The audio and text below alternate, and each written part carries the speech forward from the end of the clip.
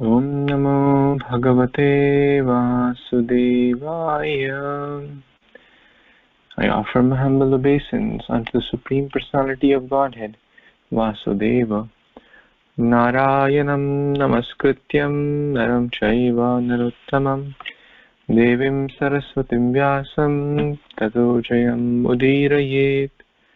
Before reciting Srimad Bhagvatam, which is the very means of conquest, one should offer respectful obeisance unto the Supreme Personality of Godhead, Narayana, unto Narayan Rishi, the supermost human being, unto Mother Saraswati, the goddess of learning, and unto Srila Vyasadeva, the author of Srimad Bhagavatam. Nashtaprayeshu abhadreshu nityam bhagavata sevaya bhagavati uttama shloke bhaktir bhavati naishtiki. By regular attendance in the classes on Srimad Bhagavatam and by rendering service unto the pure devotee, all that is troublesome to the heart is almost completely destroyed, and loving service unto the Personality of Godhead, who is praised with transcendental songs, is established as an irrevocable fact. Hare Krishna, dear Vaishnavas, thank you so much for joining. We are reading Granth Srimad Bhagavatam, Canto 7, Chapter 1, The Supreme Lord is Equal to Everyone. We read till text number 8 in our last reading, that's yesterday. And Shukdev Goswami is answering to the questions of Maharaj Parikshit about the partiality or impartiality of the Supreme Lord. So, Shukdev Goswami has mentioned so far that God is beyond these dualities or beyond the three gunas, and whatever he does is for the good of everyone. It may sometimes appear to a less intelligent person or to a non-devotee that why God did this to me. But a devotee, Krishna, please keep your phones on mute when you are not speaking. I humbly request everyone. But a devotee tries to see the hand of God in every way, whether it is some coronavirus or some family disturbance or some emotional disturbance or any kind of disturbance. A devotee and that is actually the test of one's devotion. A so-called devotee would give up practicing bhakti or give up Krishna, saying, why you did this to me? But a sincere sadhaka continues to render his devotion unto the Lord. So let's read the next verse, text number 9.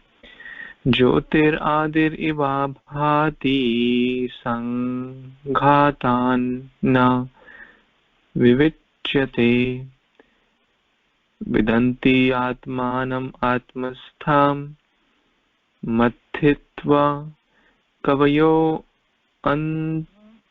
antataha. Translation and purport by His Divine Grace, A.C. Bhaktivedanta Swami Prabhupada, Srila Prabhupada Ki Jai. Translation. The all-pervading personality of Godhead exists within the heart of every living being, and an expert thinker can perceive how he is present there to a large or small extent, just as one can understand the supply of fire in wood, the water in a water pot, or the sky within a pot. One can understand whether the living entity is a demon or a demigod by understanding that living entity's devotional performances. A thoughtful man can understand how much a person is favored by the Supreme Lord by seeing his actions. Purport. In the Bhagavad Gita 10.41, the Lord says, Yad yad vibhuti mat sattvam Srimad urjitam eva va tat tat evavagachatvam mam tejo amsa sambhavam. Know that all beautiful, glorious and mighty creations spring from but a spark of my splendor. We have the practical experience of seeing that one person is able to do very wonderful things, whereas another cannot do those same things and cannot even do things that require only a little common sense. Therefore, how much a devotee has been favored by the Supreme Personality of Godhead can be tested by the activities the devotee has performed. In the Bhagavad Gita 10.10, the Lord also says, Tesham satata yuktanam bhajatam priti purvakam dadami buddhi yogam tam yena mam upayanti te. To those who are constantly devoted and who worship me with love, I give the understanding by which they can come to me. This is very practical. A teacher instructs the student if the student is capable of taking more and more instructions. Otherwise, in spite of being instructed by the teacher, the student cannot make strides in his understanding. This has nothing to do with partiality. When Krishna says, Tesham satata yuktanam bhajatam priti purvakam dadami buddhi yogam tam, this indicates that Krishna is prepared to give bhakti-yoga to everyone, but one must be capable of receiving it. That is the secret. Thus, when a person exhibits wonderful devotional activities, a thoughtful man understands that Krishna has been more favorable to this devotee. It's a longer purport. We'll break in 3 parts.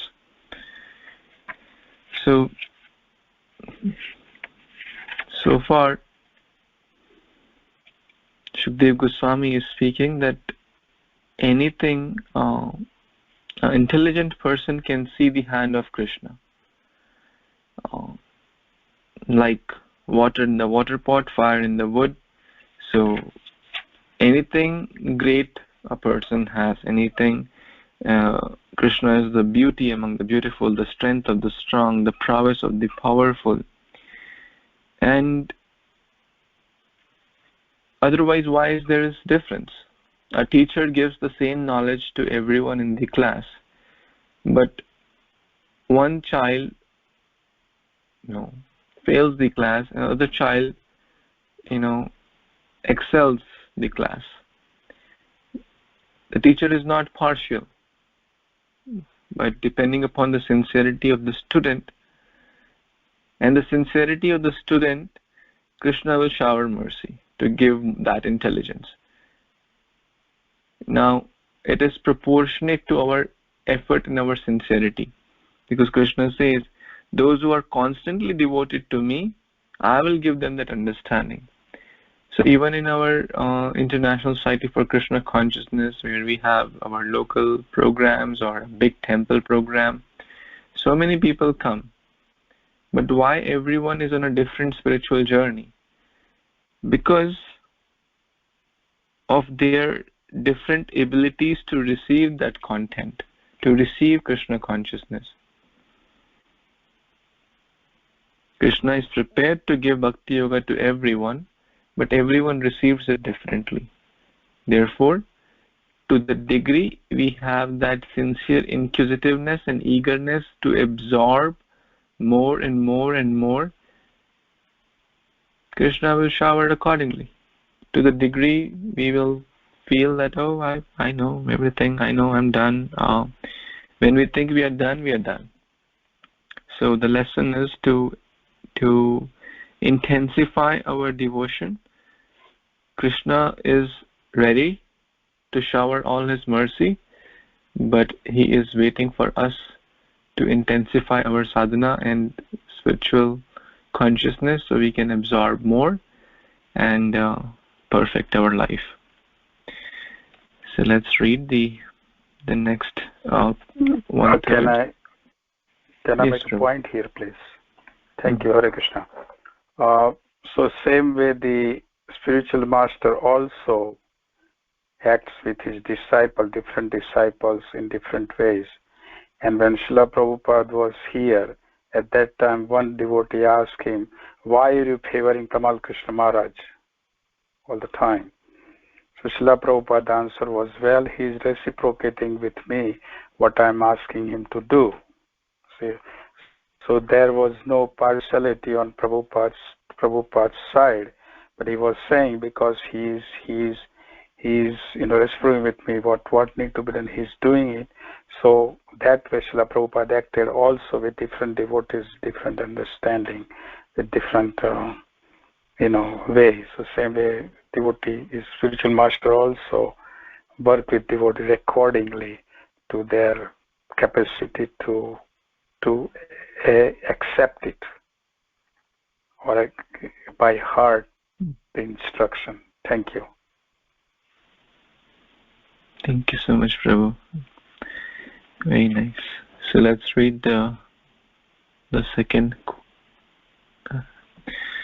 Would someone like to read maybe one paragraph, and the third devotee can read the last paragraph?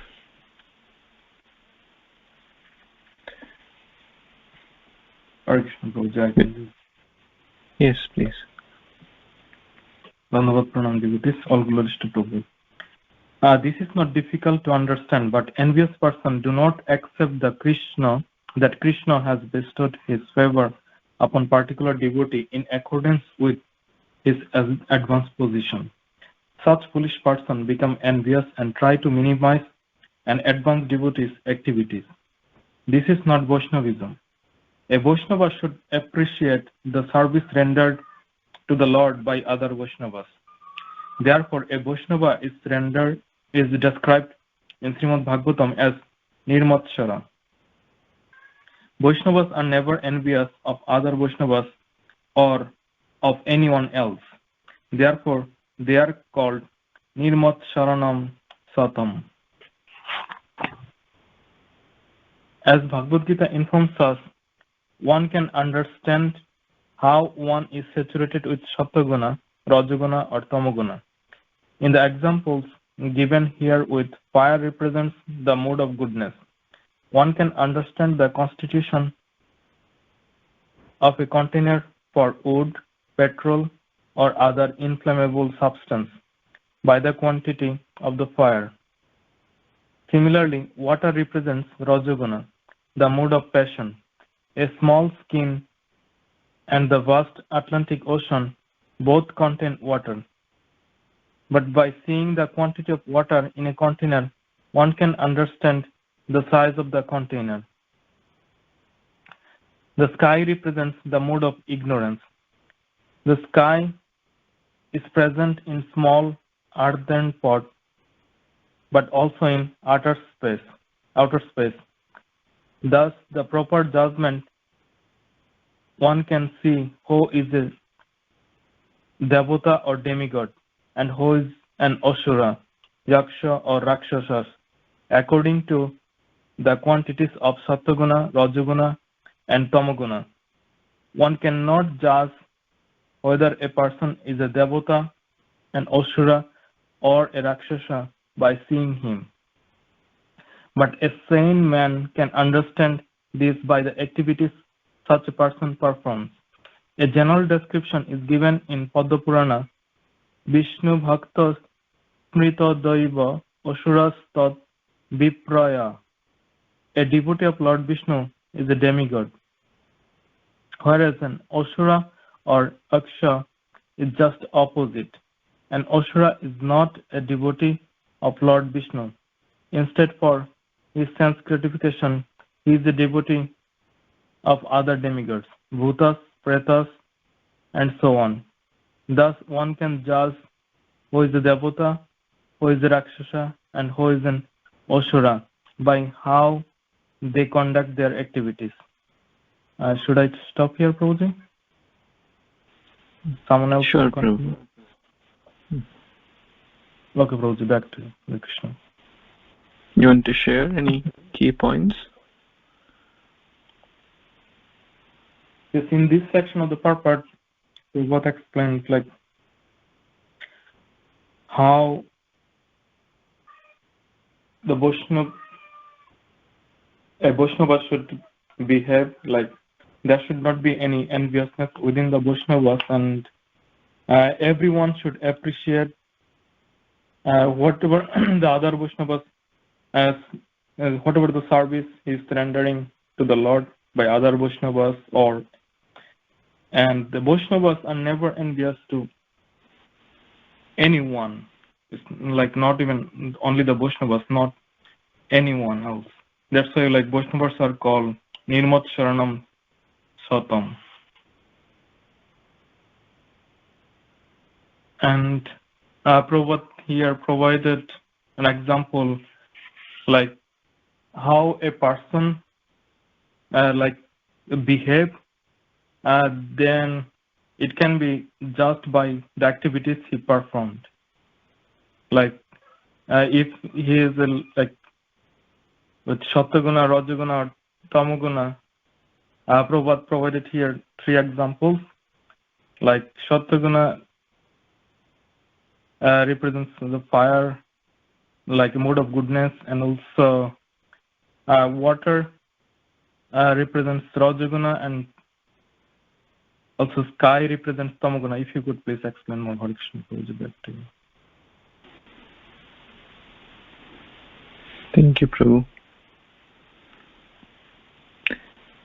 So the essence here is that by the activity one performs, we can understand their spiritual inclinations or the kind of modes one is acting on. And what kind of mercy the Lord has upon them, because no one can act without the mercy of the Lord or without the sanction of the Lord. But the Lord will sanction to the degree of our surrender. The teacher example we discussed in the previous section of the purport. So the essence is the devotees of the Lord, they remember Krishna, and the demoniac, they do the opposite, not following Krishna consciousness and not following the Krishna conscious principles. So it is not that the devotees have some other body and the demoniac have 2 horns on their body, or the body is like ugly or things like that. It's not like that, especially in this day and age. It is by the qualities, Prabhupada is clearly writing, is by the activities one performs. One is a devata or one is an asura. So, or what mode is prominent is by the activities or qualities of that person. But we should never say like, oh, when Lord will shower His mercy, because we clearly read that Krishna is prepared to give His best to everyone. Very, very Prabhupada, in unequivocal words is mentioning Krishna is prepared to give bhakti-yoga to everyone. So now, when He is ready, what is missing is our eagerness to receive it.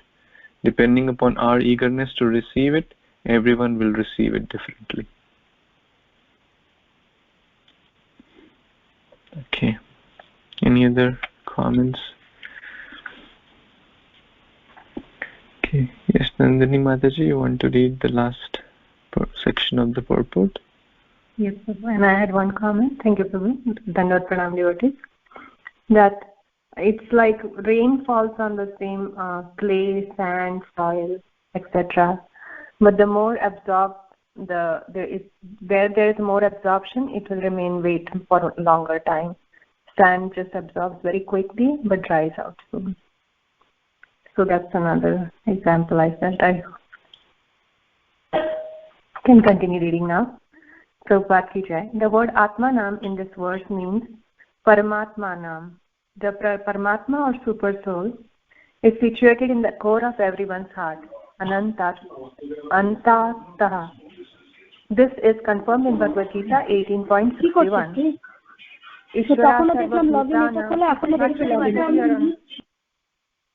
Okay, thank you. Ishvara sarva bhutanam riddheshe arjuna tishtati. The Ishvara, the Supreme Personality of Godhead, being situated in everyone's heart, gives directions to everyone in terms of one's capabilities in taking the instructions. The instructions of Bhagavad Gita are open to everyone, but some people understand them properly, whereas others understand them so improperly that they cannot even believe in the existence of Krishna about reading Krishna's book.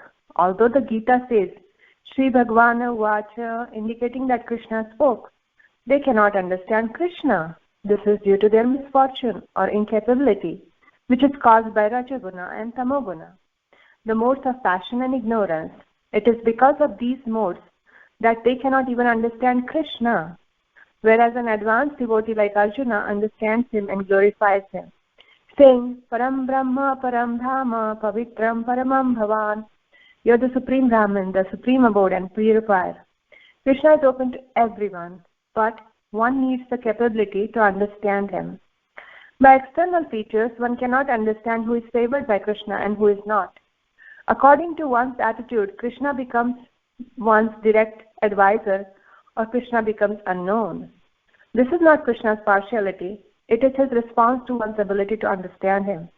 According to one's receptiveness, whether one be a devata, asura, yaksha, or rakshasa, Krishna's quality is proportionately exhibited. This proportionate exhibition of Krishna's power is misunderstood by less intelligent men to be Krishna's partiality. But actually it is no such thing. Krishna is equal to everyone. And according to one's ability to receive the favor of Krishna, one advances in Krishna consciousness. Srila Vishwanath Chakravarti Thakur gives a practical example in this connection. In the sky, there are many luminaries. At night, even in darkness, the moon is extremely brilliant and can be directly perceived. The sun is also extremely brilliant. When covered by clouds, however, these luminaries are not distinctly visible. Similarly, the more one advances in satva-guna, the more his brilliance is exhibited by devotional service. But the more one is covered by rajo-guna and thamo-guna, the less visible his brilliance, for he is covered by these qualities. The visibility of one's qualities does not depend on the partiality of the Supreme Personality of Godhead. It is due to the various coverings in different proportions. Thus, one can understand how far he has advanced in terms of sattva-guna and how much he is covered by rajo-guna and thamo-guna. Prabhupada illustrates it so wonderfully, so brilliantly, like every stroke is a master stroke. This is crystal clear to me after reading. So, this further elaborates how people's abilities can be seen or may not be seen, may be visible or may not be visible. And the beautiful example of sun, how it can be covered by the cloud, or the moon can be covered by the clouds and not so visible to the eyes is given. And this is a really wonderful example, because two people may appear similar, but if one is covered, then we are not going to perceive him or her.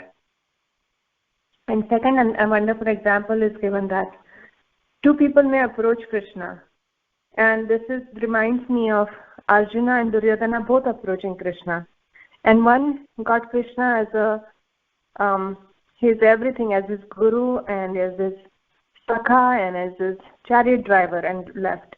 And the other person got Krishna as an enemy, and still he stupidly assumed that was a victory and he left. So what a biggest misfortune, that everybody comes to Krishna and Krishna gives them what they want, but if they want to commit a suicide in terms of Krishna consciousness, they will go under mode of passion and ignorance and receive those qualities that are detrimental to humankind. That is my understanding of Prabhuji. Please add. Hare Krishna. Thank you very much. Thank you so much, Mataji. Very, very nice purport. And whenever there is a big purport, basically it's Prabhupada's ecstasy, and you can see the importance of this purport in everyone's life. So Prabhupada mentioned the statement in Nectar of Instruction that advancement in Krishna consciousness depends on the attitude of the follower. So it's a very deep statement, and we can meditate upon this statement. And this verse or this purport is kind of elaborating that. What is that attitude? What is that receptiveness? And also there is one more point here which we were recently reading in Bhagavad Gita 2.12. Prabhupada mentioned in the purport that if one thinks Krishna as an ordinary person, then Gita has no value.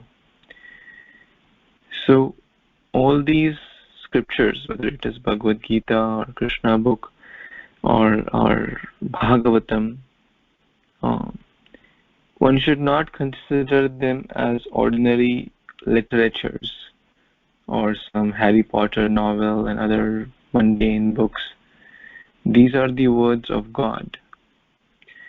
If we read and absorb with that mental frame, then the receptiveness would be also proportional. If we just read like an ordinary book, then there will be some positive effect, but Prabhupada mentions in that purport, it's like licking the bottle of honey from outside.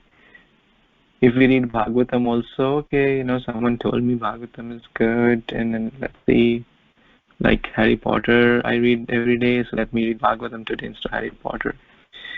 Then it's like licking the bottle of Bhagavatam from outside. One will not be able to go deeper in the nectar of Srimad Bhagavatam or Bhagavad Gita. It all depends on the attitude, the receptivity, as Prabhupada is using that word, how one can be the divine or asura, yaksha, etc. And Krishna is ye tamam prapadyanti tam sate bhajamyam. He will reciprocate accordingly. He's giving to give the best, provided we are willing to receive the utmost. If we only want 1% so-called bhakti, he will give that, because he knows what's in my heart. We can speak big things outside, but I cannot cheat Krishna. He will exactly give what I'm looking in my heart. Okay, any other comments or additions? Hare Krishna Prabhuji, I might be missing one thing. If you can explain again if I miss. So fire represents goodness, water, rajo-guna, and sky, ignorance. Can you explain that thing a little bit more? Why it is? I didn't understand clearly. Hare Krishna Prabhu. Yes. Give me a try. Yes, please. Thank you, Prabhu. So fire is purifying. Sita's fire as a burning sacrifice. Lord Ram kept her with fire because it's the most purest of all. It purifies like nothing else. If with heat you something heat up, it's much faster in cleaning, and that's why the fire. That's why fire is, and fire god is considered the most pure. And from water is a mode of passion, because water also, like Krishna says, I'm seed giving Father, and in the form of the rain, the seeds fall on the ground and then they give birth. So usually that is the mode of passion. Water gives birth, it helps grow the seeds. And sky, because it's vast and it has no shape and it is limitless, so that is, but I think, I don't know why it is ignorance, but that could be the reason. Bhakti Prabhu, please add. Hare Krishna. Thank you for allowing me to speak. Hare Krishna. It's a nice explanation by Srila Vishwanath Chakravarti Thakur is little bit longer. If you want me to read, I can read. I don't know, because it clearly mentions about this fire, water, and the sky. Their different qualities. Do you want me to read it, or it's too much? Yeah, probably you can summarize that, or however you feel best. Okay, I mean, I will just, it's only one page. I can read it. And here says, the Lord favoring Indra sometimes kills the demons in sight of everyone. When rajas and tamas increase, sometimes the Lord favors the demons and rejects the devatas.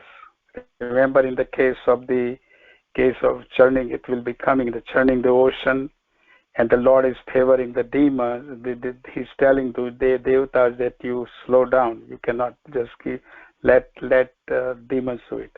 So here it says, the answer of if that were the so, it would make him equally perfect. The answer is, this is found in another meaning of the verse. Jyoti Radhi Iva is in the verse said, means just as elements like fire, which have the sense objects of form, taste, smell, and touch existing within them. These are visible in objects, but because of the combination, they are not clearly visible, though they are still present within. Lord is visible to various degrees in this world, in the devatas and asuras, and he resides internally. Because of the predominance of satva and not being covered by it, the sense object called form or color is perceived in the light. At a slight distance, we see whiteness in milk. At a distance of 200,000 yojanas, we see the white moon. This is clearly perceived by the eye. Because of the prominence of sattva in the devatas and not being hidden by sattva, the Supreme Lord within them manifests as the form of Upendra clearly, right? The Vamandev. Because of the prominence of tamas and rajas in water and other elements are being covered by those gunas, sound, touch, smell, and taste are not clearly visible in them. Because of their existence of some sattva with rajas and tamas, and thus the impossibility of being completely covered over, there is perception of the sense object when the object comes in contact with the gross sense organs, but not at a great distance. Thus, an object with taste in contact with a tongue gives experience of taste. An object with sound in ether in contact with the ear gives experience of sound. An object with coolness in contact with the skin gives the sensation of touch. A fragrant object in the air in contact with the nose gives the experience of smell. Similarly, because of the prominence of rajas and tamas in the demons and rakshasas and being covered by those gunas, the Lord within them is not clearly seen as favoring them. If the sun is covered by clouds and not by sunshine, then it is not very visible. If it is not covered by clouds and is covered with sunshine, it is very visible. Similarly, if the Lord is covered by tamas, then he is not visible. If covered by sattva, he is visible. Well, then he is questioning. Well, with a lack of clear perception of the Lord's partiality to demons, how can we know it exists? The wise understand his existence by seeing the effects such as devatas being defeated. I mean, it's difficult to understand me, but this is what he is clearly mentioning about this purport. Thank you. I hope this makes sense. If someone wants to make it very clear, please, I'll be willing to hear it. Mm-hmm. Thank you, Prabhu. There is also reference of the quantity also here, like the amount of fire in a pile of wood versus the amount of fire in a forest fire is different. the quantity of fire is different. Samely, the quantity of passion in a small water container versus the Atlantic Ocean is also different. So that analogy we can also relate to the quantity of goodness, passion, and ignorance. Now, the bodily size is not the criteria in this situation, because all these are subtle modes. They are not like gross things that a person with tamas has a big size, or person with passion has a smaller, no, not like that, but it's more subtle. So what quantity of mode is prominent, or what mode is prominent, is all by the activities. Okay. It is also said, remember in the Bhagavad Gita there is that the dry wood is easy to ignite. The wood with the water is not easy to ignite, isn't it? That also I think is given somewhere in Bhagavad Gita, that correlation, I think. Thank you. Thank you, Prabhu. Okay, let's read the next words. Yes, Vipul Prabhu, you want to read? Sure, Prabhuji. Thank you, Prabhuji. Hare Krishna devotees, Dandavat Pranam, all glories to Srila Prabhupada. Canto 7, Chapter 1, Text 10. Jada shishikshu pura atmana paro rajo srijati esho pritaksha maya sattam vichitrashu riram shur ishara sheisha manastamo irati oshu.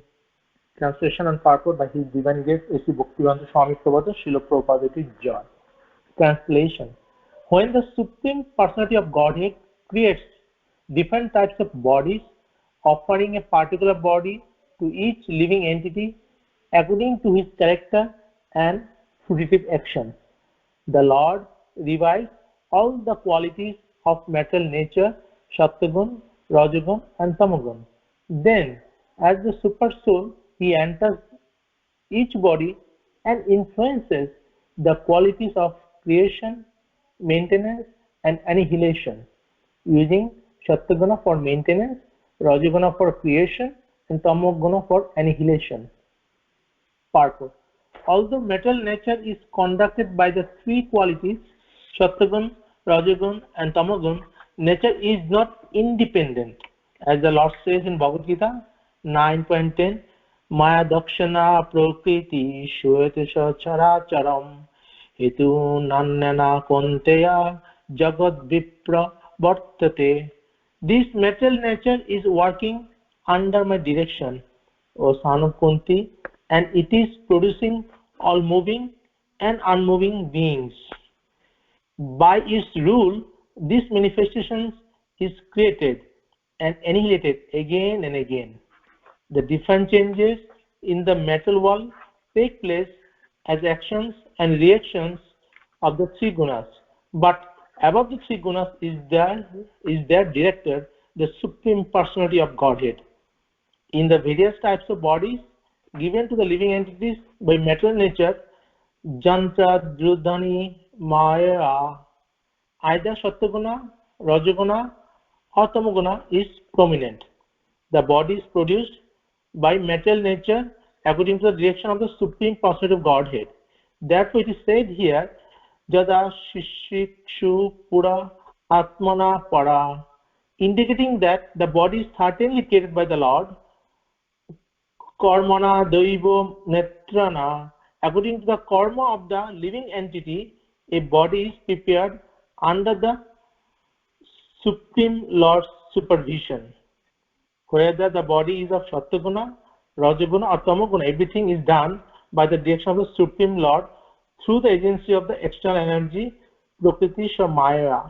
In this way, in different types of bodies, the Lord, Ishvara, gives directions as Paramatma, and again to destroy the body, he employs the Tamo-guna. This is the way the living entities receive different types of bodies. So in this beautiful purport, Prabhupada explaining how we as a jiva come with a body, how it is directed. Definitely, everything happens under the direction of the Lord. And when you get the metal body, it is actually the metal nature of the Lord that directs how we'll get the body with our characteristics, depending on our karma, and according to our past karma, the gunas will be inflicted in us. Whether we are prominent of satva-guna or prominent of rajo-guna or tamo-guna, it could be the mixture. So it is totally done by the external energy of the Lord. And within this body, after making this as per the direction of the Lord through external energy, the Lord also resides in us as a Paramatma and guides us in our activities. And this way, our creation, and at the end, the destruction also happens.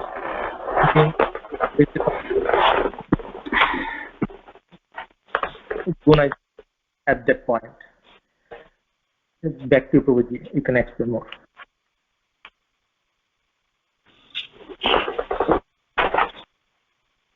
Yeah, Bhadra Prabhu, you want to speak something?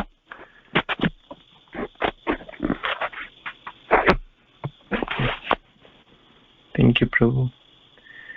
So there is a very complex interaction of all these elements, the different modes, sattva-guna, rajo-guna, thamo-guna, the different desires, the karma, the subtle body, etc. It's very, very hard for a common person to understand that. Therefore, Krishna says in Bhagavad Gita, Gahana Karmana Gati. It's very, very intricate. We cannot understand. But whatever is happening is under the supreme direction, the supreme director. Nothing happens without a chance. Whether it is a national emergency or whether it is an individual challenge. We may think why, we may not be able to understand, but Krishna is perfect, all his activities are perfect, and the energies are also perfect, so everything is perfectly planned based on one's different modes, different karmas, different desires. So whatever happens, has a divine plan. Okay. Any other comments or questions before we end today's?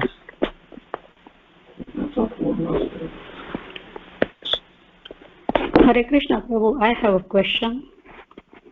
Yes, please. In this verse, Prabhu, Krishna is saying that Maya Dekshana Prakurti, so Suyate Sa Characharam. So here Krishna is talking about the external energy, like a material nature. So is it related to our health also, Prabhu? Because we also called Prakriti for our health. So is that related to our material body also? Related to health, like if our health goes bad, then he has a role in that. Is that the question, kind of? Yes, Prabhu. Yeah. Mm-hmm. Well, everything happens, we can say like that, yes. Because some people who may have a very healthy body, healthy habits, healthy everything, and they may suddenly die. Right? We see that. And some people who may have a very unhealthy lifestyle, unhealthy habits, etc., may live for 100 years. So, yes, he has such, he is certainly the supreme director, but that doesn't mean that we leave, okay, if Krishna wants, my health will be okay, and if Krishna doesn't want, my health will be bad. We should also not do like that. We should do our best, and after that depend on Krishna. That Krishna, I did my part, rest is. Can you please mute your phone when you're not talking? Yes. So we should have a healthy dependence in any aspect. Same for bhakti, same for health, same for family, same for job, etc. Any role. It's not like, or this coronavirus, it's say, okay, if I have to get corona, I'll get corona. If I don't have to get corona, that's true. But we do also have some role. If we follow the prescribed instructions and whatever is told by the, that's basically a devotee thinks that, this Krishna is guiding me through different channels. So we must do our best, and after that depend on Krishna. And after that, as we discussed, yes, health also, or any aspect, health, wealth, job, money, body. After doing our best, then we should completely leave the rest on him. Because if he wants, best will happen. If he does not want, then all our efforts cannot do anything.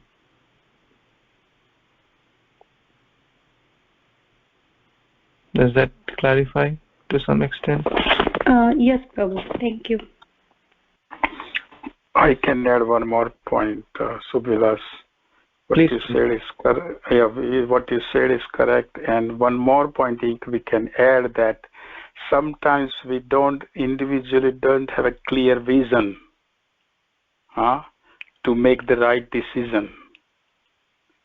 Then we need to we need to be in connection with the superior, some advanced devotee, or whom we have established our confidential relationship to guide us, to whom we can trust, whom we can know that person is not gonna say something for his own motive, but he or she is my really well-wisher and can guide me.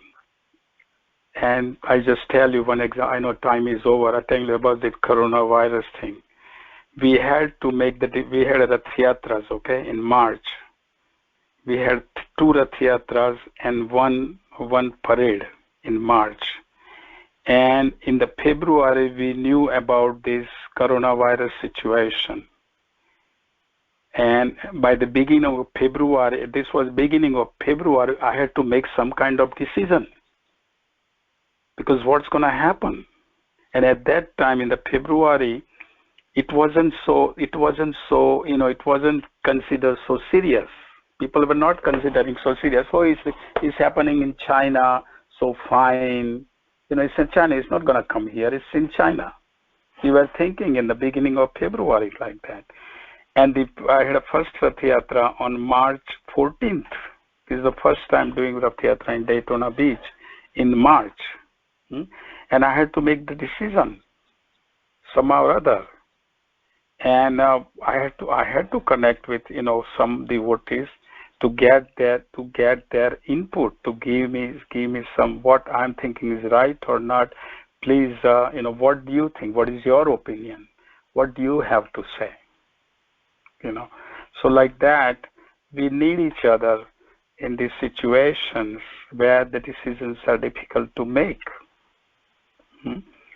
And that's where this association of the individual come with each other to guide, without personal motive, with understanding, to help other person. And on that basis, I had to make the decision for that. And when I made the decision, some devotees were not happy with me. They were very upset. But well, I had to say, we have made the decision. This is collectively decision I had to make.